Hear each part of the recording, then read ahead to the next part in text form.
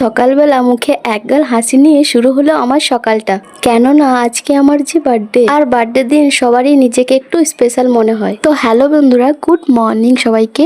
তো সকাল সকাল মেয়ে আমার কাছে চলে এসেছে আদর খেতে, তাই মেয়েকে একটু আদর করছিলাম আর ও আমাকে বার্থডে উইশ করছিল। আর মা তো আমাকে সকালবেলা ঘুম থেকে উঠতে না উঠতে উইশ করে দিয়েছিল, আর বর তো রাত্রেবেলাতে উইশ করেছে। তো সকালে তো আমার চা খাওয়া হয়ে গেছে, তারপর সংসারে যা কাজ থাকে সবকিছু সেরে নিয়ে আমি স্নানটাও সেরে চলে। তো এদিকে আমি ভেজা চুলগুলো তো মুছছিলাম, আর ভেজা চুলে আমি চুলটা আঁচড়ে নিচ্ছি, কারণ আমার চুলে না প্রচন্ড জ্বর ধরে।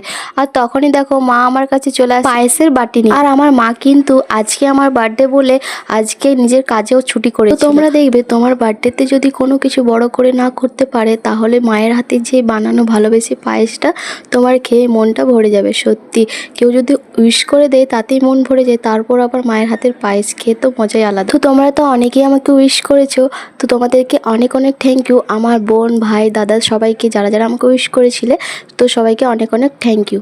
তো তোমরা আমার ভিডিও দেখো আর আমাকে এইভাবে ভালোবাসা দাও, যাতে আমি আমার নিজের লক্ষ্যে পৌঁছাতে পারি। আর আমি এদিকে ভিডিও করছিলাম বলে আমার মেয়ে বলছে আমাকেও তুমি দেখাও। তো আমার এক মায়ের তো পায়েস খাওয়া হয়ে গেছিল, তারপর আমার আর এক মাও পায়েস খাইয়ে দিই। তো দুপুরবেলা এদিকে তো সবাই মিলে খাওয়া দাওয়া করতে বসে পড়েছিলাম। তো তারপর খাওয়া দাওয়া করার পর হঠাৎ করে শুনি মাসির নাকি শরীরটা ভীষণই খারাপ, তাই আমরা সবাই মিলে ছুটতে চলে আসি মাসিকে দেখতে। তো আজকের ব্লগটা এইটুকুই।